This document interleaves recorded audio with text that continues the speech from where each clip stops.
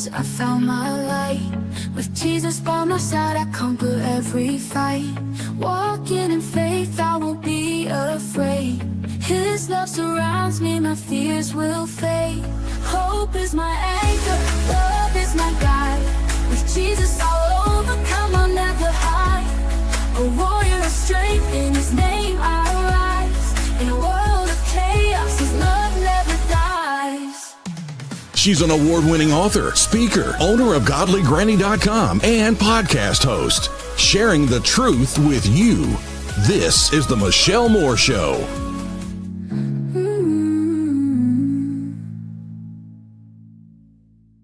Hi, everybody. So glad that you're with us. Happy Friday.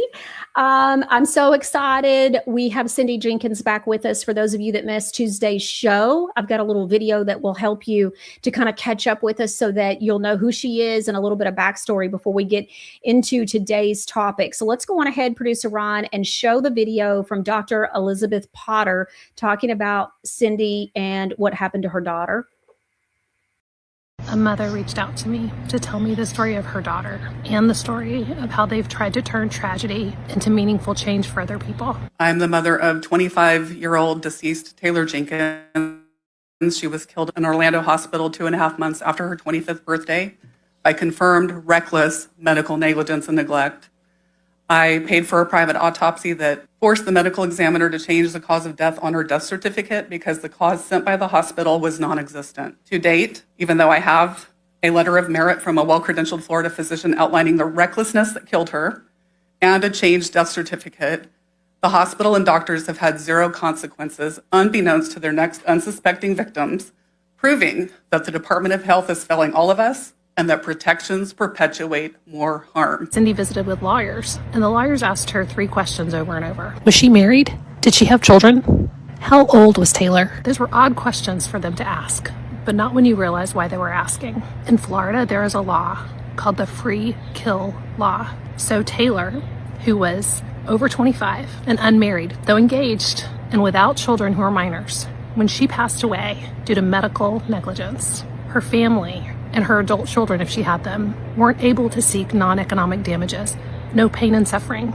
because she was over 25, unmarried, and without minor children. She's valued differently by Florida law.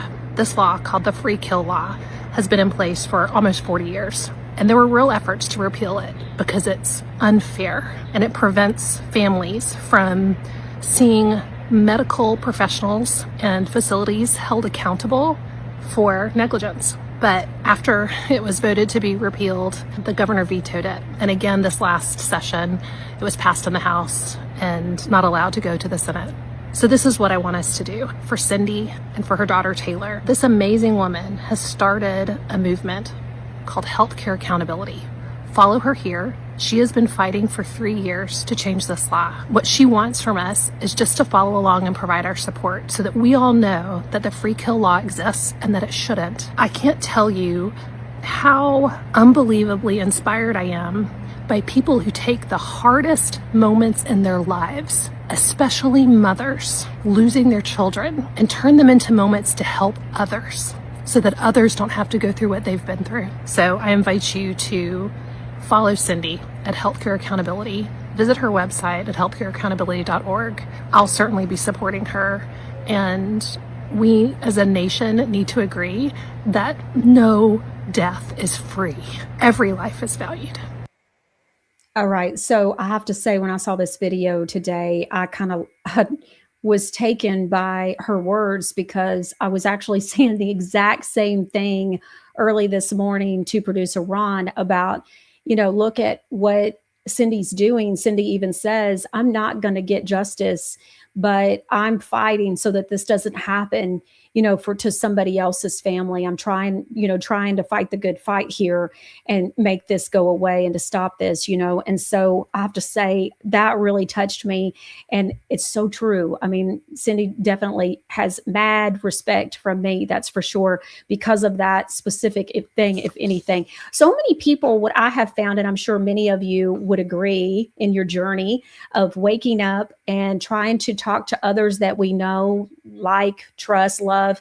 And it's like, they don't want to know the truth. I had a friend who told me that she tried to talk with her mother-in-law, and the mother-in-law was like, just stop right there. I've lived 72 years not knowing all this stuff, and I don't want to know about children. I don't want to know about all this stuff. Don't tell me. And it's like, wow. And I had lunch recently with a dear friend of mine, and she said that she feels very lonely and cried, teared up at lunch, and even said she was telling me stories of people that we both know, women that we both know that are Christians, go to church, all this stuff. They're not really, they're going to the 501c3 churches, but they don't want to know. And she says, I feel so lonely. And so it's so sad. She teared up at lunch over it. And so I know, and I've said this before, I know many of our viewers are living this. They're even ostracized from their children. Many of you have grandchildren that you're not getting to see. And it's just so wrong on so many levels. And so, but people look the other way. And even in this situation, it's admirable when people will fight the good fight, even when there is nothing to be gained in their own personal tragedy from that perspective. Taylor's not coming back. And so it's amazing to watch and talk with Cindy off air and on air, and to hear the fight and how much she's learned and all the things that she's pieced together. And that's why I asked her to come back, because there were a little bit of conversation that happened and some text messages that happened where I realized, wow, she knows what time it is. And she has some insight to some things that I actually said months ago. And so on a couple of different things. So we're going to unpack this for you today. I'm very excited to have her back. Please help me welcome Cindy Jenkins. Let's go on ahead and bring her back in. Hi, Cindy. You're down as muted, so you'll have to unmute yourself, honey. But I'm so glad you're back. And I appreciate you coming back so quickly. But today's show, we're going to talk about who is really deciding our laws. And also, I think it's kind of like, look, we can't do better until we know better. And, I've said numerous times, God hasn't called me to create a bunch of Michelle Juniors, but here's what God has called me to do. And that is to share the truth about what's really going on, so that then you don't blindly or mistakenly trust, because we've all been there, people that we have no business trusting. And so I want you to be able to make an informed decision. And that's what today's conversation is going to be about, is some things we're going to unpack for you so that you see the light about what's really going on and some angles behind closed doors and what we're really dealing with. So Cindy, thank you so much for being back with us. And I think the first thing is, it's like, there's so much going on in Florida. All eyes are on Florida. I had a meeting this morning, and the lady's like, oh, I thought like Tennessee and Florida is known for like the best state, like free. And she's talking about how great DeSantis is. And I was like, hold on there, sweetie. We got to set the record straight. And so and I said, where's his fruit?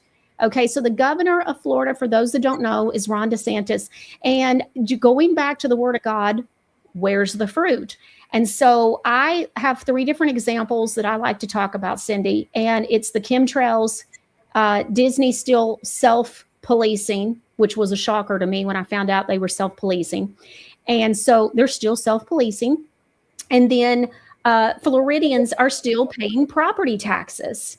And so he talks a big game, but nothing ever gets done. I've been saying for months, Cindy, that I thought that DeSantis is starting to position himself to run for president again, because we all need to remember he ran back years ago against Trump.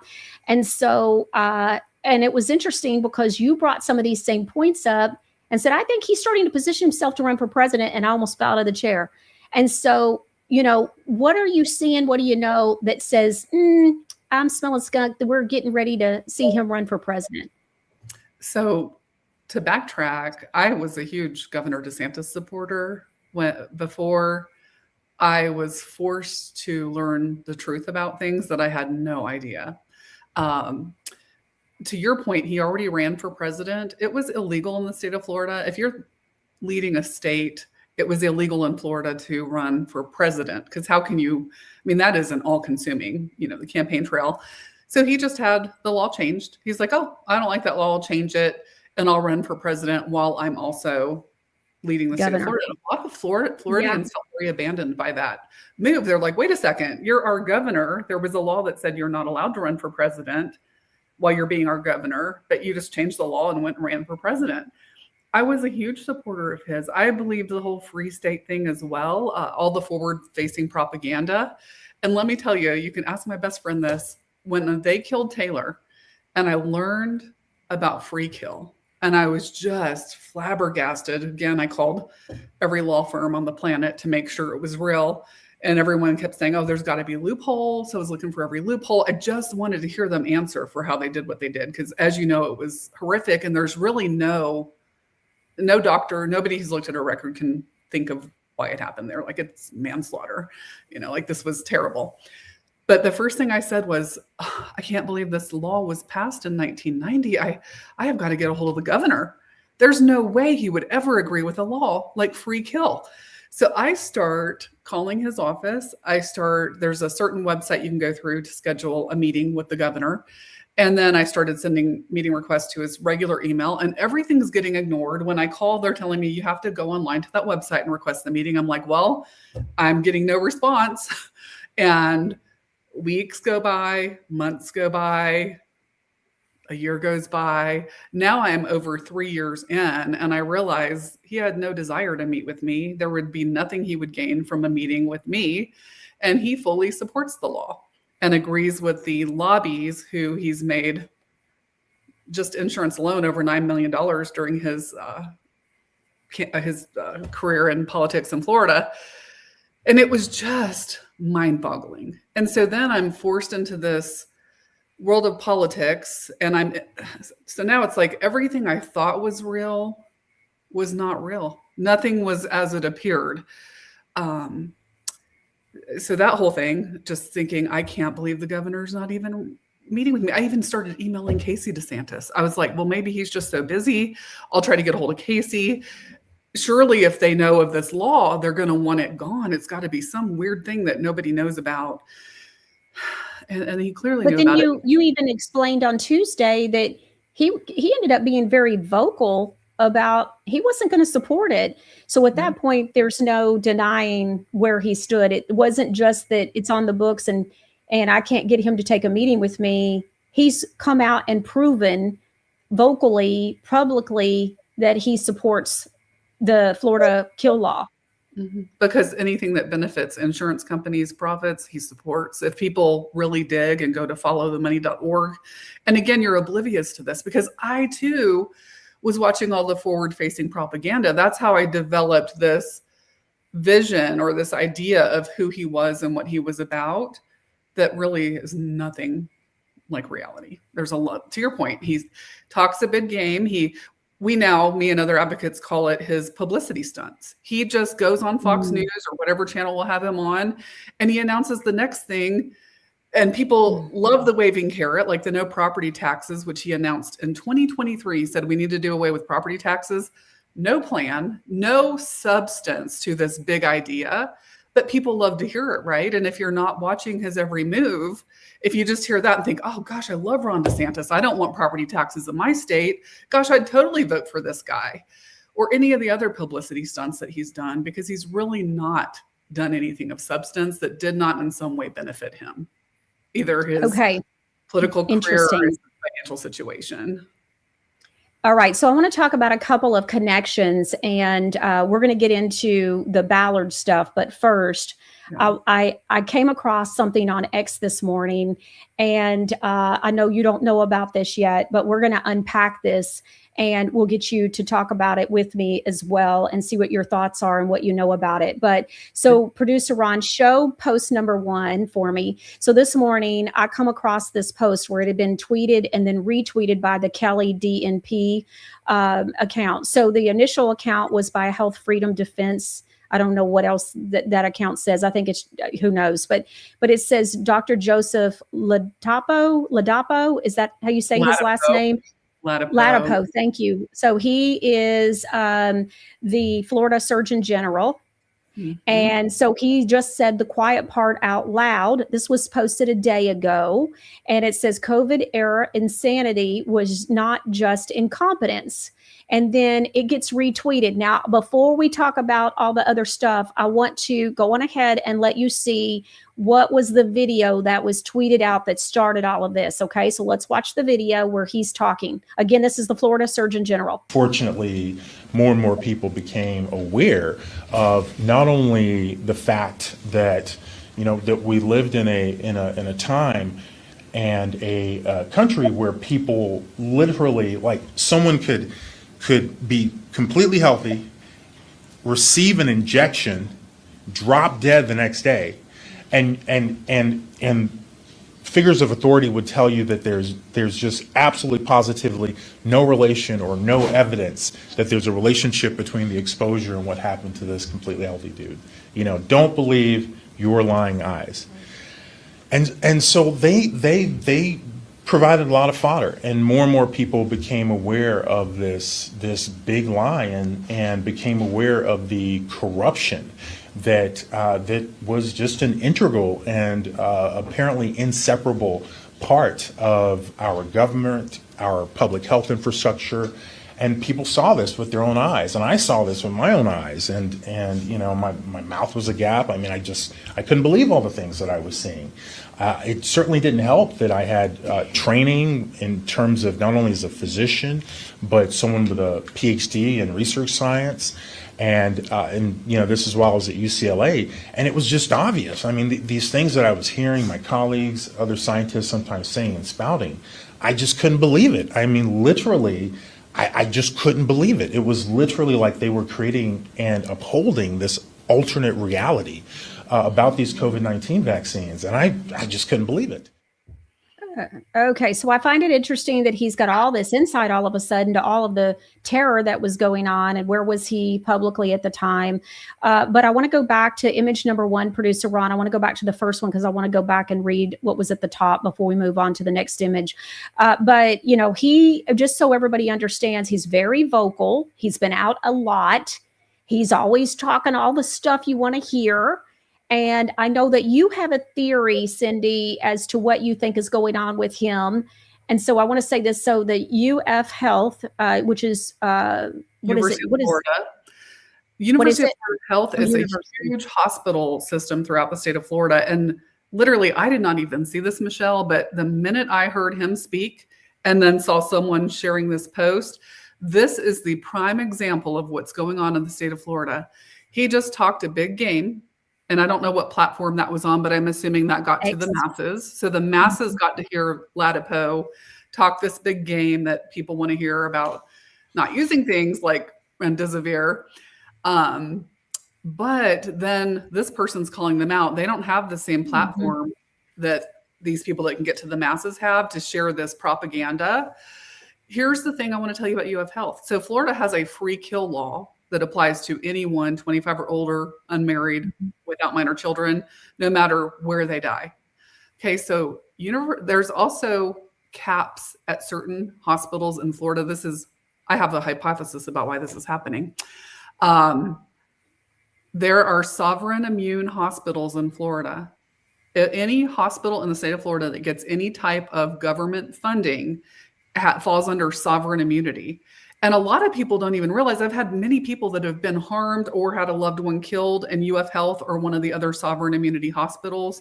They don't even realize that the very fine print that you'd have to have a large magnifying glass to see when you're doing your registration paperwork or consenting says that there are damage caps of $250,000 total, okay, on any harm or death that results in a Florida sovereign immunity hospital. So how ironic is it that they're okay with UF Health using remdesivir, knowing that if it does have a negative outcome, that nobody can be held accountable? There's no way an attorney can help you. Yeah. So what I have a problem with here, and by the way, Ferguson too is saying during COVID, he had public hearings on the vaccines. He was telling all the elderly seniors that he would make sure that they get the vaccines. How many of them died from it? So was he the Surgeon General at the time of the whole COVID stuff that was going on? Do you know how Not long the he's? entire time. I have to look back. He's only been there a few years, and he was appointed by Governor DeSantis. So he essentially, shares the Yeah. same forward-facing facade that DeSantis wants you to see. He was at the veto press conference for the free kill veto. Okay. He All was right. at that conference, and he was Interesting. smiling from ear to ear. Like, you would have thought he was at something like a wedding or something. Like, he walked up to the mic and he was grinning from ear to ear. He said, "It's such a beautiful day here in South Florida, and we're here to talk about such and such." And then the only people there were Governor DeSantis, Latipo, the Surgeon General, and then the most powerful lobbies in the state, minus Brian Ballard. But he then said, really, all families want is an apology. A lot of times, if doctors will just apologize to the family, that takes care of it. And he said, but at the end of the day, there's just not enough justice to go around. And Oh, so my. I really support the repeal, the veto of this bill. And then DeSantis follows him and says, these families just want jackpot justice. That's what we're looking for. The bottom line is, even if the doctors had apologized to me for the horrific stuff they did to my child, they're still practicing, Michelle. Nobody can look up and see what they did. An apology is not enough. It would be great to hear that and have them say, here's what happened, Miss Jenkins, and we are so sorry. But at the end of the day, if there's no consequences, the harm is allowed to repeat. All right. So Ferguson too says DeSantis was giving the briefings. So the first comment was about during COVID, he had briefings on the vaccines. So they were apparently DeSantis briefings that this man was at, like what you're describing with the Florida free kill law. So, okay. So I want to go back to the tweet here. So it says, Kelly says UF Florida or UF Health is still using remdesivir in mild to moderate COVID patients. Please address this at Florida Surgeon General. So she's tweeting. I mean, she's tagging him, trying to get his attention and going, hey, you say all this. You know what they did. You know what they did back then. You know the game. Why are you still allowing remdesivir to be going on in this hospital? So then there is another, let's go on to the next image, producer Ron. Let me look at this. And so this is the initial, this is the initial post in its entirety. So it says, Dr. Joseph Latipo just said the quiet part out loud. COVID era insanity was not just incompetence. It exposed something much deeper. Once you see it, you can't unsee it. Millions of Americans woke up to the fact that the corruption is an integral and inseparable part of our government and public health infrastructure. Wait till y'all see what I just watched this morning that we're going to be airing in a couple of weeks. It's scary. It's been going on way longer than I had any clue about. Even it's just insane. The level of just crazy with the CDC, with cures for cancer. It's all just crazy. So someone could be completely healthy, receive an injection, and drop dead the next day.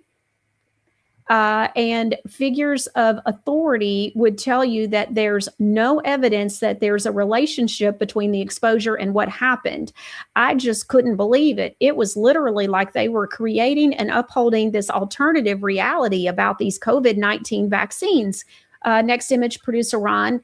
Then I look and I see this comment right below, and it's from the same people. Says Children's Health Defense just launched a call to action, urge Congress to take the COVID shots off the market. Justice is long overdue.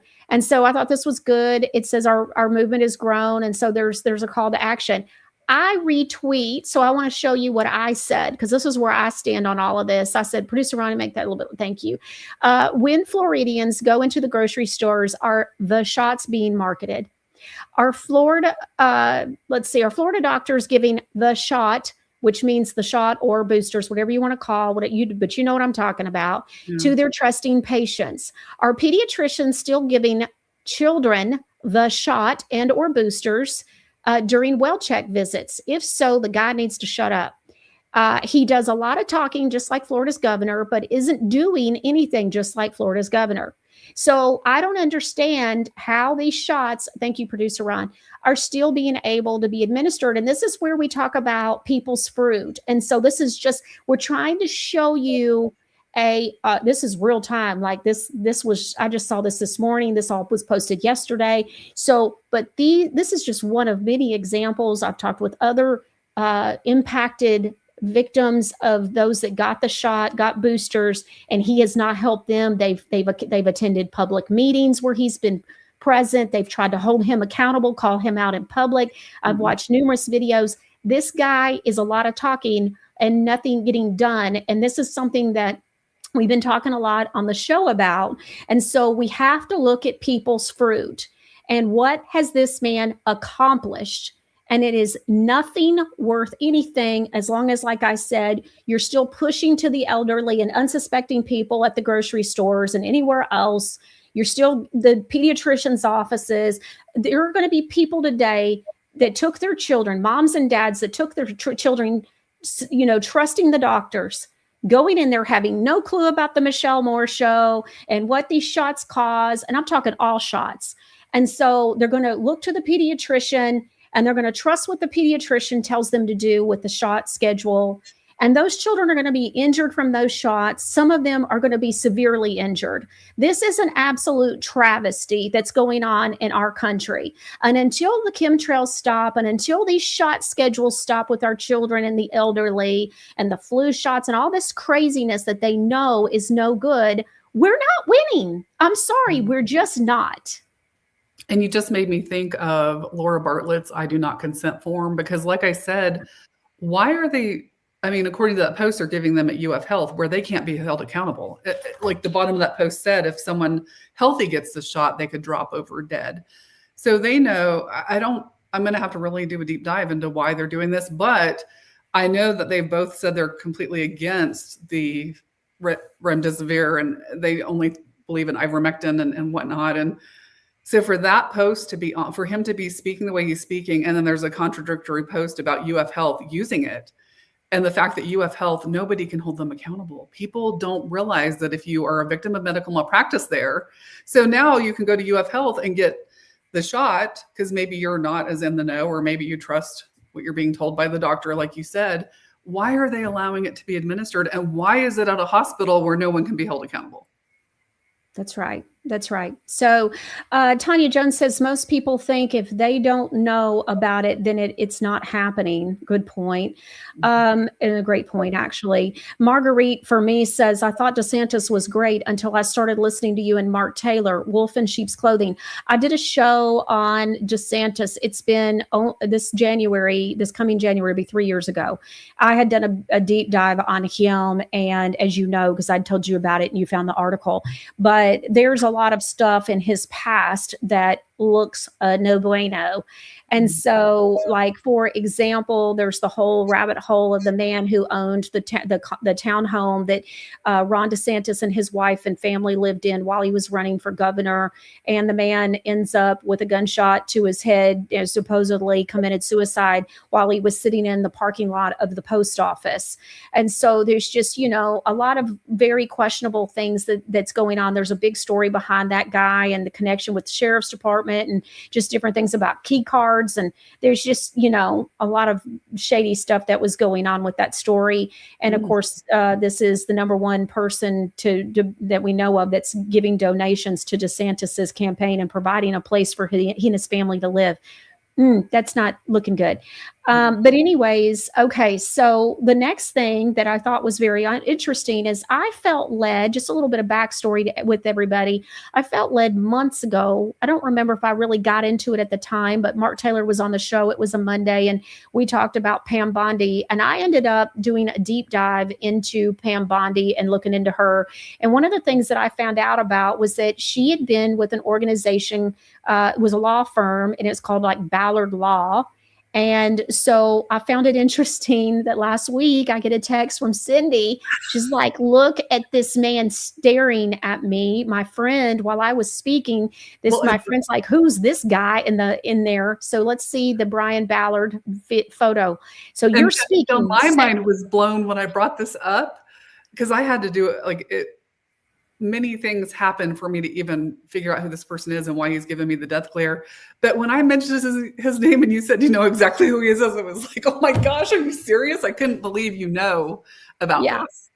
Hey, I'm telling you, the Holy Spirit really led me to going back, and then between my conversations with Mark Taylor and him being on the show, and so, but one day, one morning, I just kept feeling like in my spirit I was supposed to do like look into Pam Bondi, and so that's when I started finding out about Ballard Partners and all this stuff out of Florida, and there's connection even with her and where she was with the whole Epstein stuff, and when he had his whole settlement and where he did his, time in jail, which really he was checking in and checking out, and which is insane.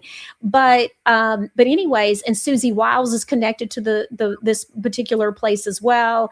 And so it was like, yeah, this is not looking good. Now I do want full disclosure. I want people to also realize every time I've been to Mar-a-Lago, Pam Bondi's been there. I'm just saying, I don't know what that means. All I can do is just tell you that she's been not only been there, but she's been on the stage, and there's a lot of stuff there that I don't really know what that means, but I just want everybody to be aware she's been hanging out at Mar-a-Lago. So and so for you, Cindy, you have like set the stage. So you're speaking. Where are you speaking in front of? Like who? And tell us the whole skinny on it. So again, in 2025, the bill was to end free kill after 35 years on the books was repealed by 93% of the Florida legislature. That's heavily Republican, with bipartisan support though. And then Governor DeSantis held the press conference with Latipo present and overrode not only almost the entire Florida legislature, but almost all of his own political party and the will of the people of Florida, and he vetoed the repeal. And thankfully, we have a House rep who is one fierce lady. Her name is Representative Dana Trabulsi. And that woman, she epitomizes you have to do, sometimes doing the right thing is not the popular thing. Yeah. Because when I tell you these lobbies have like a chokehold on what's going on in Tallahassee, that is an understatement. So the bill gets vetoed, and she decides, even though I've been told, they've been warned, don't file another one. And she files another bill in 2026 to end free kill. It was House Bill 6003. And the House is so adamant about ending this law that even though the legislative session didn't start until January of 2023, she immediately filed that bill, and they had an early session to get it through the House so it could hit the House floor as soon as the regular session began. So that is me speaking. She's filed this bill, and if it wasn't for her, Michelle, we'd have nothing to even fight for. And that's what they want. They want, like we said, no, go away, right? Like we're not going to do what you want. But she is fierce. And let me tell you, people have no idea how far out on a limb she went to file a bill again. And she says, I'll do it every year that I am a representative because I'm going to fight for what's right and for what the people want. And this is wrong. So prayer warriors, add her to your prayer list. Add her. She is so fierce, and she probably needs some protection. But anyway, she filed the bill, and that was in the very first bill hearing in the House in 2026. But it happened in 2025. It was for the 2026 session. So I drive to Tallahassee again because we're really hopeful. Maybe we're naive, but me and other advocates were really hopeful that since DeSantis is terming out this November, and the overwhelming support was there for a veto override in 2025, but they wouldn't do it. The House would have, but the Senate made it clear they're not presenting it for a veto override. So House Rep Daniel Perez said, we'll try again next year, because why would they present it for a veto override and then it's going to go nowhere? And then DeSantis would have bullied him even more. But so this is the first House hearing for the bill she's filed in 2026. I mean, and we're at this hearing. The room is mainly full of very, very powerful lobbying firms. I didn't know who Brian Ballard was at that time. So I am up there speaking, giving my testimony as to why this needs to pass and pleading with them to please have the courage to override the governor's veto and reach out to someone in the Senate. And, if you know someone in the Senate, please ask them to file a companion bill, because you have to have a House bill and a Senate bill. And so we're just, me and other advocates are up there pouring our hearts out. And then I later get a message from a friend. She's like, who was that guy? There are two guys. Who were those guys sitting behind you when you were speaking? And I said, I have no idea. So I go look up the video, because you can pull this off the Florida channel. And the guy, you can kind of see his sleeve right there in front of him. His name is Andy Bolin, and he owns Bolin Law. He's a very powerful lobbyist. He's with the Florida Justice Reform Institute. Mm-hmm. And then right behind him is Brian Ballard. Well, I didn't know who that was. So I pulled this picture and I sent it to some other advocates. And I said, do you know who this is? And they're like, we think that's Brian Ballard. And then one of them ran it through AI and they said, oh yeah, it's Brian Ballard.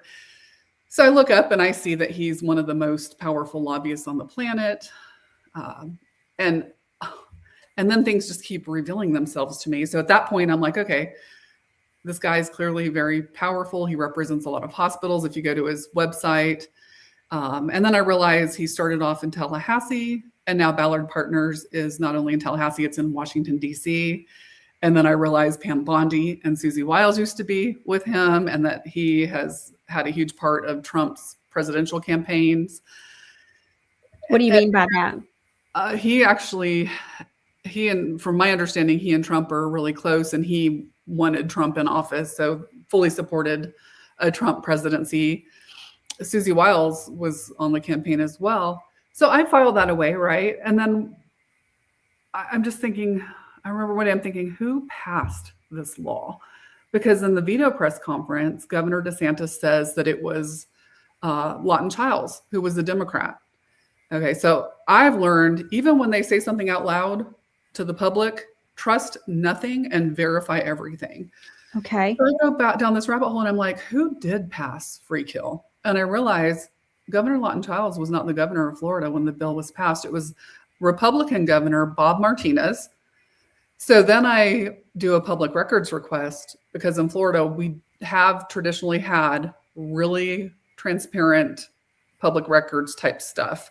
The Senate is trying to squelch that because they don't like people in their business because they're very controlled by the lobbies.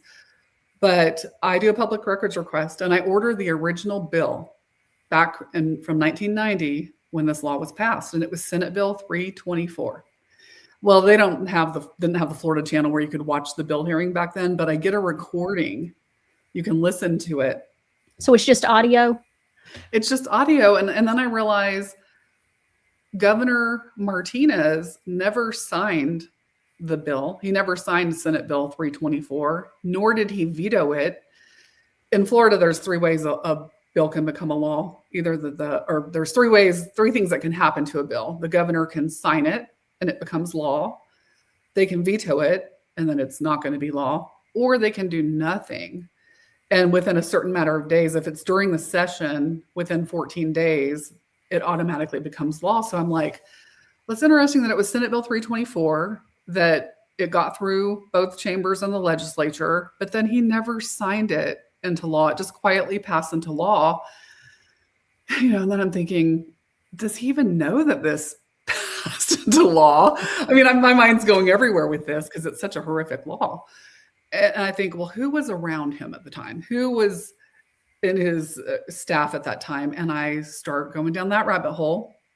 And it turns out Brian Ballard helped campaign. He was very young. He was in his early to mid 20s. So 24, 25 years old. He's campaigning and getting Governor Martinez into office.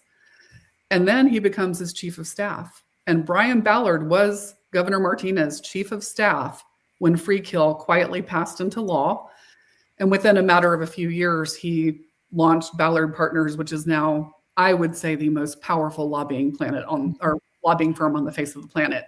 So then I'm like, oh, no wonder he was sitting there giving me the death glare. I mean, the main three we're usually up against are Mark Delagal from Delagal Obegon Consulting, Andy Bolin from Bolin Law, Florida Justice Reform Institute, and then there's one William W. Large, he's the president of the Florida Justice Reform Institute, and he was actually with the Department of Health at one time, which I think is so odd.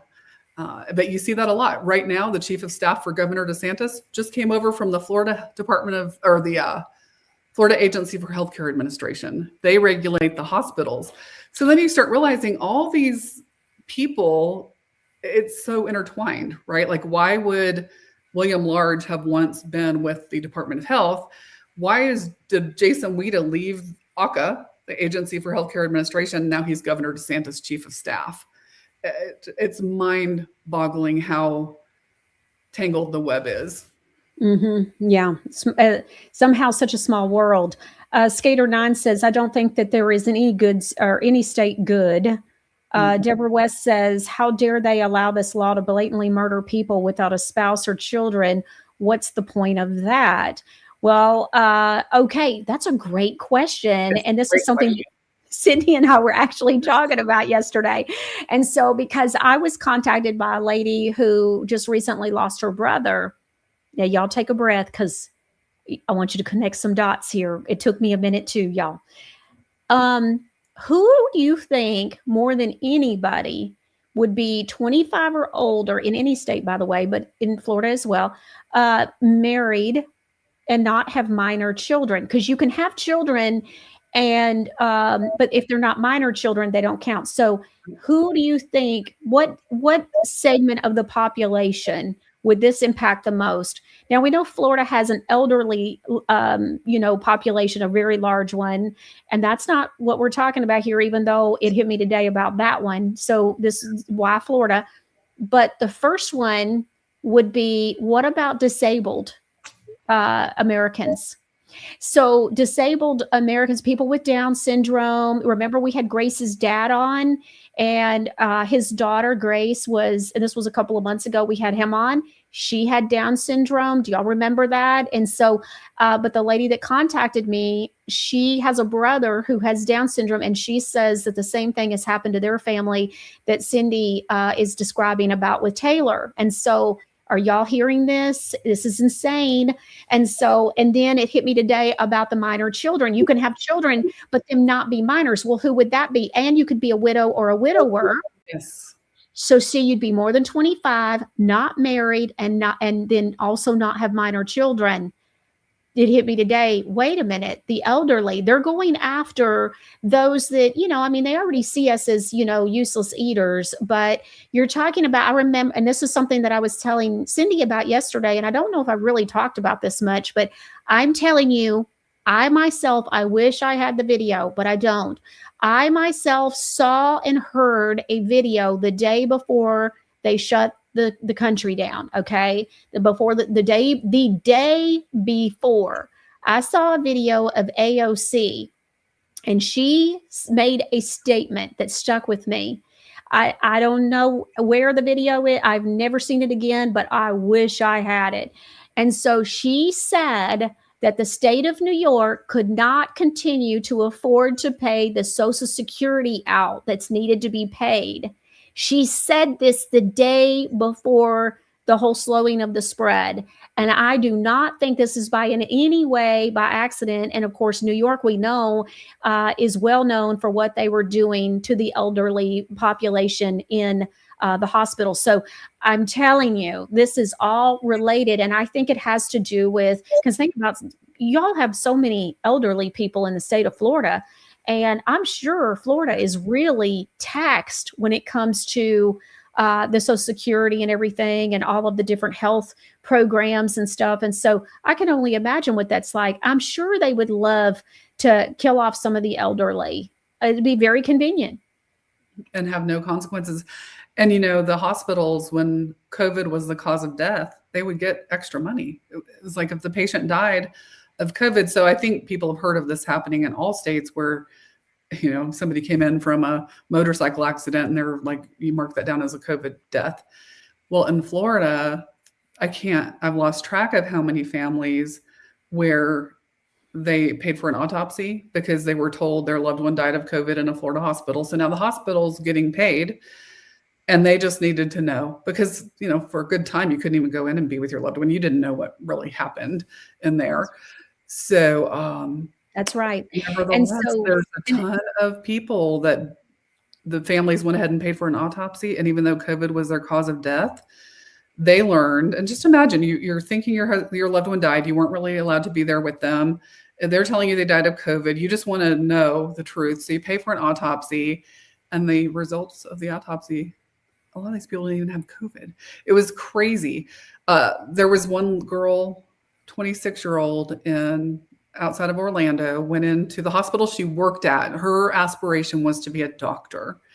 So she was working at the hospital and going to be going to medical school. So she starts having stomach pain, and she goes to this hospital in Central Florida, right outside of Orlando.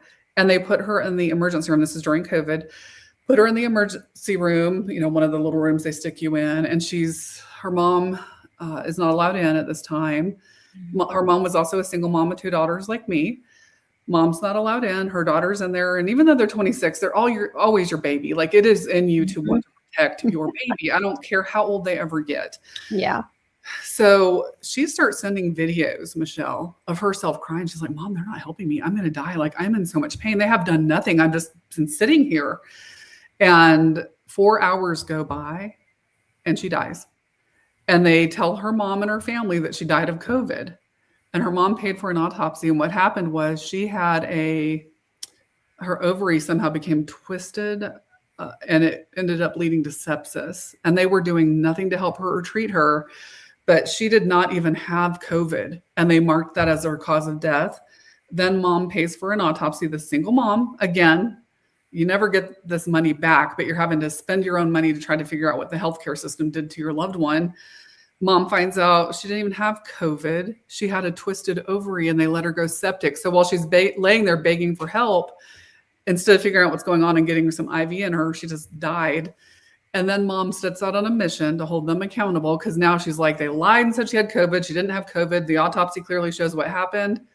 And then she's enlightened that her daughter is a free kill and there's nothing that can be done. All right. Oh, my word. Okay. So much to go over. Okay. So I hope this has helped everybody. I want to go back also and say, when we talk about the Florida free kill law, this was a whole nother aspect that I hadn't really kind of connected the dots to, is with those with Down syndrome that are, different disabilities, and they're not working. They're not going out and buying things. So they're not a consumer. They're not feeding the economy. So they're, we know more now about what they value, what they don't value. They're going, we know they've been spending the Social Security money. So there's no telling, and so I thought that was interesting when I got the email from that lady who was telling and sharing about what they did to her brother. And then this morning, it hit me about, wait a minute, it's minor children. So if the children age out and you have a spouse that's passed away, there's got to be a lot of Floridians who's older, who is single. They're widowed or widowers. And I mean, the Villages, this major retirement community that people come, and sometimes they come as a couple, and then they lose their spouse. A lot of these advocates or people that are reaching out and having lost their parent, they're like, my parents were married for 50 years, but my dad already died. And then they killed my mom, and all they wanted to know from me is, are you under 25? It doesn't matter if you were married your entire life. It just doesn't matter. You're not married. You don't have children. We consider you a liability. Apparently you're not supporting anybody. So we consider you a free kill. Okay. So I'm going to tell y'all a random thing. Okay. But I think it's applicable. So I used to be the state expert. My background's real estate. I was the state expert for Del Webb communities. It's 55 and older. One of the first things, and I was flown all over the country to visit Del Webb communities. Like, it's a lifestyle. It's a big deal. And what happened is age restricted, 55 and older. And so, but I go, and like I said, my title was, in my job description, was to become an expert on all things Del Webb and bring that to Tennessee. And so, okay, so I end up early on being told that the 55 and older age group at the time was the leading age group for sexually transmitted diseases. And that they know this, like Del Webb knows, like they were burning bras. This is a different, and I'm like, I didn't see that coming.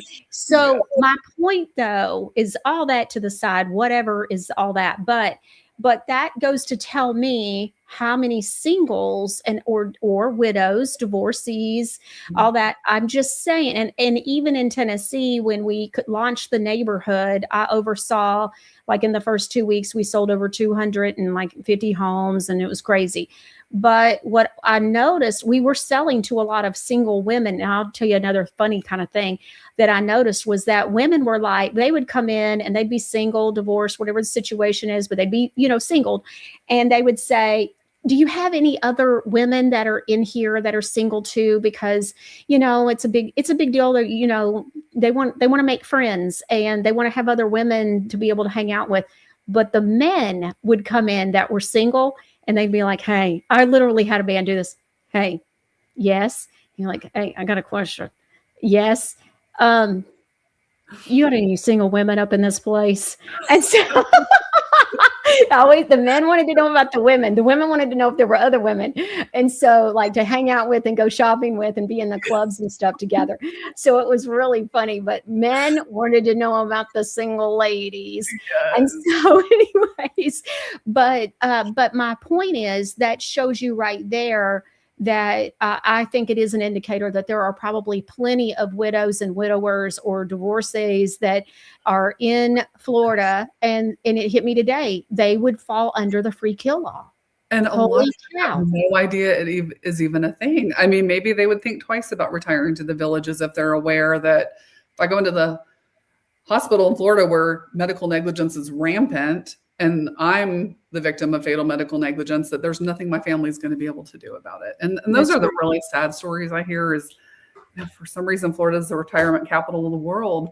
And people dream of this, like this is their dream. I can't wait to retire to Florida. And sometimes they have already lost their spouse and they decide to follow through with that dream.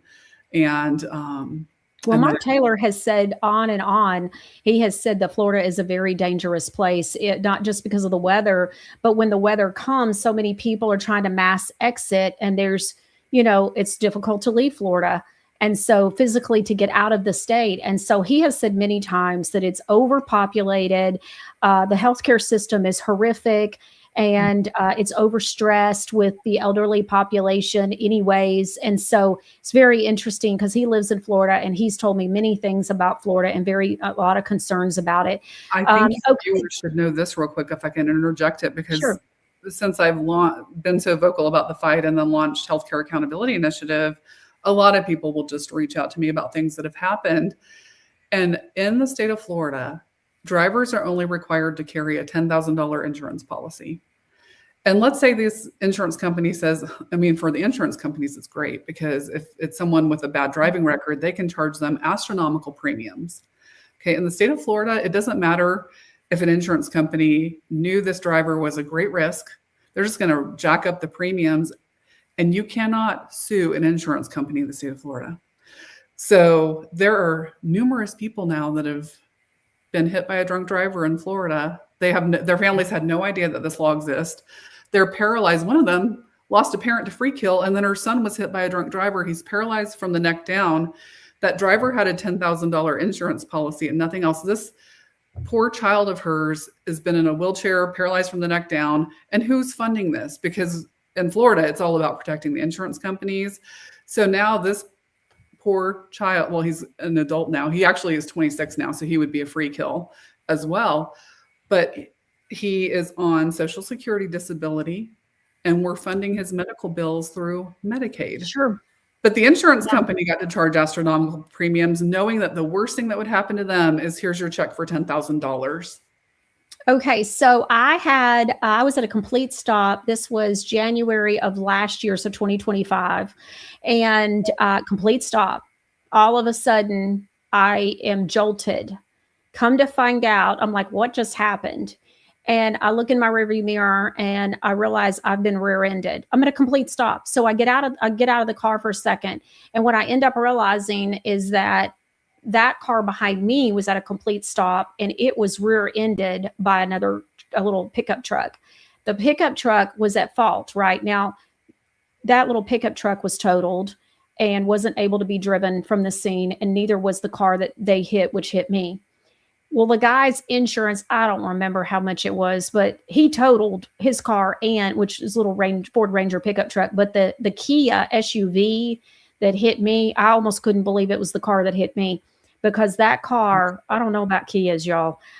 This nice high-end SUV it couldn't be driven from the scene. And I had to look at the back of my car, look back at their car and go, did that car hit me? Because my car does not look near as bad as the front end of their car. Yeah. And so, but what ended up happening is I barely got the repairs paid for, because the policy, I know what you're talking about, but I had no idea about this, but it had something to do with his state, and it had to do with like his minimum coverage amount. And I don't remember if it was 40 or 50,000, but it barely covered the car that hit me and then me too. In fact, they weren't even sure it was going to cover it, but they went on ahead and settled with me before settling with the other car company, which was a surprise with me. But I just remember the man that was driving the car that hit me, he had to be picked up. They had to have family come and get them, because that car had to be towed from the scene of the accident. But that's exactly what you're describing is what happened to me. Just praise God that first of all, I wasn't very close to the car in front of me. And so when I got pushed, I wasn't even pushed into the car in front of me because I had so much room. And But leave room, because in Florida, the driver who hit you, even though someone hit him, he would have been at fault because he didn't leave enough space between you and him. Yeah, that's a crap load. But anyways, okay, so before I let you go, I want to read you a couple of comments, and then I want you to tell us about healthcare accountability. So Wenzel 2 says the laws of sowing and reaping will bring them a harvest of evil that they cannot bear. Preach it. I'm not old, just older too, says my dad used to say that they wanted to get rid of the older population. I poo-pooed him. Now I know. Sorry, Dad. Rest in peace. I'm not old, just older too. I see it too. I do. But I go back to what I heard AOC say, and then you think, I didn't think much of it at the time.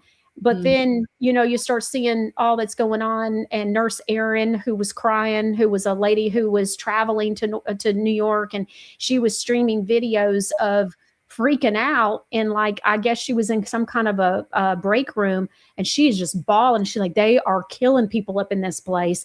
And she is freaking out. And she now, of course, is not a nurse. I don't think she nurses anymore, but she's done a lot of public speaking, going to DC, advocacy, telling what happened. She's been really well known for that. And Marguerite for me says eye openers on Florida, extremely sad, all of it. I think also what's happened today for me is like with you bringing up the healthcare stuff. I mean, the car insurance stuff is it's a lot of different loopholes, and we can all be as prepared as we can possibly be, and still something that we don't even know, can happen. With that said, so Cindy, healthcareaccountability.org, tell us about it. When did you start it? What's the mission? Share with us. So to go back to what you said about Nurse Erin, clearly this happened in Florida, and I was in the ignorance is bliss state as well until this happened, and I was forced into this reality that I didn't know existed. But through this fight, I've learned about the fact that insurance companies, whether it's auto insurance, health insurance, homeowners insurance, in America, they are in the business of collecting premiums, and they really don't want to make payouts, right? Like they want to take those premiums in and not have to pay out. They want profit. So what I learned through this is, in researching free kill, and then the legislature saying, well, the key legislators like DeSantis saying, well, we can get rid of free kill, but you all would have to agree to damage caps on everybody. So then I start researching the damage caps in the other states. And I realized there's people in other states, because there's 26 other states that have caps on damages. Remember how we talked about in Florida, they limit you to no non-economic damages and only economic, like, are you going to have medical bills or, require long-term care? And they only want to pay for that. Well, then I realized, wow, there's 26 states with damage caps. They are pushing do not resuscitates on people. So if something happens in the hospital and you need to be resuscitated, they don't want to have to resuscitate you. My theory on this, after studying this extensively, is if they make a mistake, like the guy whose mom was injured on the HBO Max documentary Bleed Out, they let her lose half of her blood on the operating table, and then they falsified her record because her vitals didn't stay where they were. That ended up coming out in court. There's no way this woman's vitals were this when she lost half of her blood in her body. Then they stick her in an ICU room. Most people don't realize ICU rooms are being monitored remotely now by a doctor sitting in a facility that sometimes has 125 plus patients that they're monitoring virtually in an ICU. They realized the camera in her room was not even on, but she didn't have a do not resuscitate. She ends up surviving this, right? So now she's bled out. They falsified her record. They stick her in an ICU room. They're not providing appropriate treatment. Her blood pressure keeps hitting 40 and she survives. So he's able to take them to court and say, you've brain damaged my mom because of what you did to her. Had she died, had she had a do not resuscitate, and had she died after they let her bleed halfway out, and she was capped on damages, the family was, it is a roadblock to court. So I hope this is making sense. Like, okay, we're going to have you sign a do not resuscitate. And if we mess up and you die, and we're in a state with non-economic damage caps, if you're dead, you're not going to have an astronomical amount of economic damages. There's no more care that's going to be needed. There's no long-term living facility. So now we don't have to pay these massive economic damages. So healthcare accountability is this. We are at a war, back to Nurse Erin. Somehow doctors, most doctors, nurses, other essential staff, and the American public is at war with our own healthcare system that we're funding, that we are funding. And I realize that, yes, free kill is awful, but this is not just a Florida problem. And the time for people to get involved in this is before you're a victim. Because once you're a victim and you learn of the law, you're going to realize there's nothing I can do about it. There's no accountability. This is not safe healthcare because these people get to continue practicing. So I launched Healthcare Accountability Initiative as a national movement. And the biggest population of people we need are people that have not been impacted yet, right? Because once you're impacted, you're like the rest of us, where you're like, well, we're never going to have justice. But the time for the American public to stand up and fight is before they've been victimized by it, so that we can work together to change these laws and take back healthcare. This system has abused the fact that nobody on this planet is getting out of here without needing healthcare at some point, and they know that. It's the one thing. It's like food, water, and the basics. We don't even truly have to have clothing to survive, but we have to have food, water, and healthcare at some point. And they have abused this to the extreme. Like, they're abusing all of us. The system is doctors who they just want to be employees, nurses, and patients. But we outnumber them in a big, big way. We outnumber the people deciding these sick laws that do nothing other than protect profits. And everybody needs to find healthcare accountability on the internet. It's on LinkedIn, TikTok, Facebook, YouTube, and Instagram. There's a website. My website host is putting out a new website. I've had them doing some work on it. But now is the time to get involved. If you think these stories sound horrific, this is not the time to sit back and go, oh, I'm married and I have children, or, seeing if you don't fall into the category, because there's doctors around the nation getting away with things that have harmed or killed a patient, and you don't know who they are because it doesn't go reported. And I would go so far as to say that if they say medical malpractice is the third leading cause of death in America, well, guess what? The free kill deaths in Florida aren't getting reported. Taylor is not tabulated anywhere as a medical malpractice death. The people dying in Florida's sovereign immunity hospitals are not being tabulated. I've had people reaching out from other states now saying, we don't have that law. A lady reached out yesterday. She said, they killed my son and my state has caps of $350,000. So when I contacted the attorney for help to say, how could you do this to my child? They said, we are so sorry, but because he didn't survive and we have these damage caps, we cannot afford to help you. And it's all by design. That's what people need to understand. I'm so sick of the propaganda that the lobbies spend millions of our dollars on, because we're the ones paying the health insurance premiums and the federal taxes, and the doctors are paying the medical malpractice insurance premiums, and they take our money and use it to brainwash the American public to think that trial attorneys are bad. Well, guess what? If you think that, you might as well hate the police too, because there are two paths to justice in the United States of America. And if you can't pick up the phone and call 911, I didn't get to call 911 from the hospital and say, get over here and make these people do the right thing, because that is called a civil matter. And in the United States of America, if you can't call 911, you call an attorney. But they have been made out to be the scum of the earth, dirtbag people. And there's good and bad in every bunch. But I have crossed paths with so many attorneys, Michelle, and this crushes them. They're like, you have no idea. Like, we dread the phone calls. And the families are telling us how horrific what happened to their loved one was, like Taylor. And then we have to tell them, we cannot help you. These people aren't chasing ambulances. They are the blue of the civil justice system. But I've learned that in many states, if they had their way, we would not have a civil justice system because it causes profits to be impacted. It's insane. Okay, let's read a couple of comments from the viewers. So Cindy, Deborah L. West says, I was shocked when I went to the ER in Naples, Florida, when I had a tooth pulled. They wouldn't stop that wouldn't stop bleeding because I take blood thinners and they wouldn't help me. Wow. KJ13 says, I'm sorry if I'm murdering your username.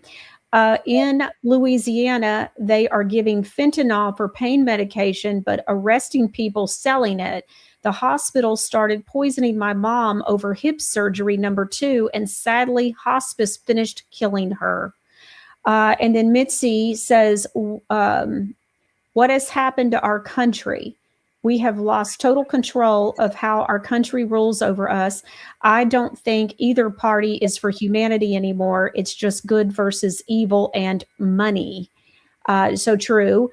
AJF 111 over on YouTube says, second time I watch, sorry for her loss. Government is always hiding something to gain money. Again, money. And so, wow, it's just so crazy. And let's see, the people are told, if it works, it's not good for you. That's right. So just like how ivermectin was demonized and was, made fun of, that it's horse paste. And then, last Friday, we have a gentleman on who is completely healed from prostate cancer by using ivermectin and fenbendazole. So, Cindy, thank you so much for being here with us today. Look, at the end of the day, it's just the facts are the facts. And we're just looking at not the sweet talk. I'm starting to see too, like just the play. Let's call it the play. And so whether it's the Florida Surgeon General or politicians, whatever it is, it's like they are talking a big game, but what's actually happening, what's getting people want to, back RFK. That's why Steve Jarvis and Brian Massard quit advising RFK Jr. and quit MAHA, because they were like, they're not fixing agriculture. They're not fixing the food. It's getting worse. And so the fix is in. Like, this is insane. They're not being truthful here. And people want to believe. Facts. I know we have to wrap up, but real quick, I want to share this because this has been something that was very publicized all over social media and the news. The farm fresh foods to hospitals bill, which sounds like an amazing thing. Well, guess what? The Senate president in Florida, who refused to have anything to do with a veto override or allowing the bill to be heard in 2026, is big in agriculture. That's his livelihood outside of the Florida Senate. So he benefits greatly from this farm fresh foods to table, just like Wilton Simpson and some of these others in Florida politics. On the same token, the hospitals, the Nicholas Children's Hospital, where they did the big press conference to announce this big deal about the farm fresh foods. It's a children's hospital. The president and CEO of that hospital is one of the ones that signed a letter to Governor DeSantis pleading with him to veto the free kill bill. Are you seeing how it's intertwined? We're the hospitals. We'll pass a law that say we can only order from agriculture, fresh food. So now your business is going to be great. And y'all have to veto this bill that would let us be held accountable, because then that protects our profits. It's a lot of back scratching going on. In that food bill in Florida, they had a disparagement clause.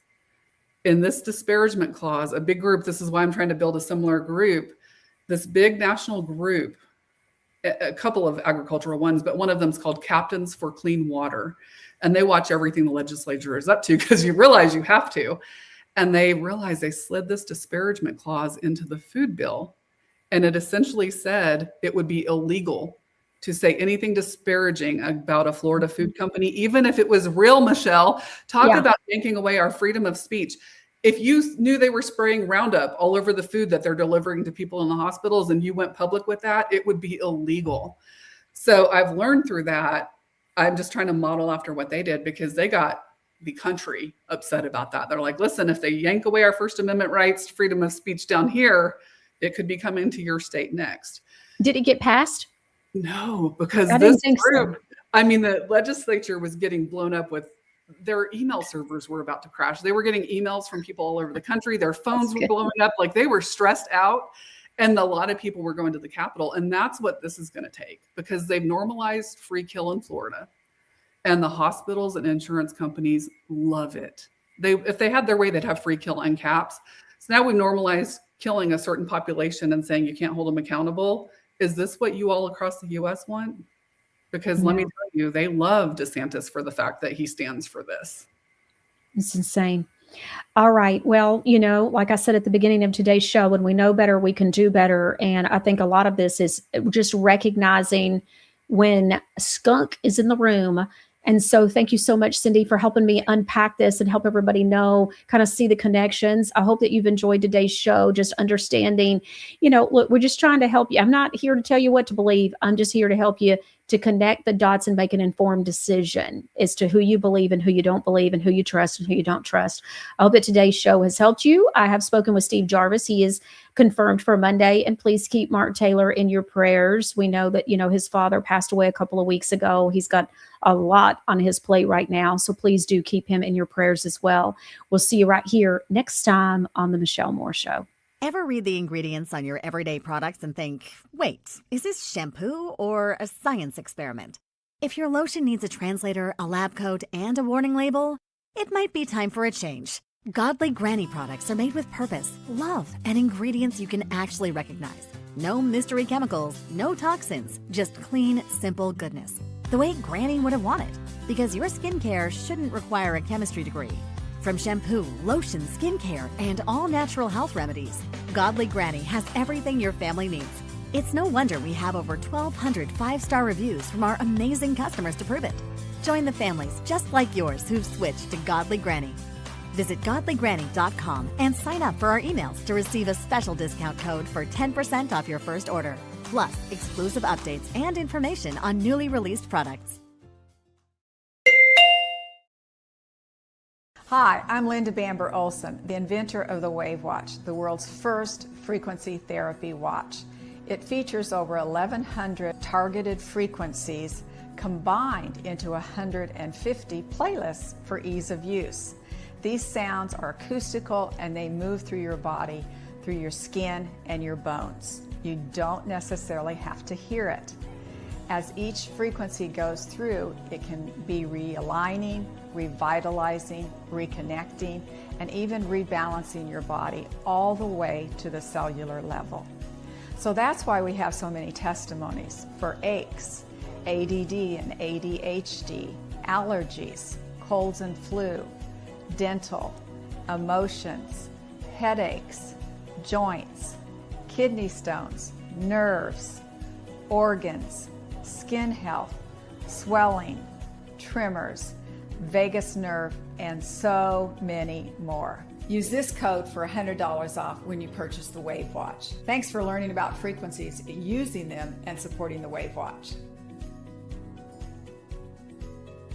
Universal Coin and Bullion is my partner for gold, silver, rare coins, and precious metal IRAs. For over 30 years, they've helped more than 500,000 customers and completed over 2.6 billion in precious metals transactions. They're offering callers 2 1-ounce American Silver Eagles and a 1/10 ounce American Gold Eagle at actual dealer cost.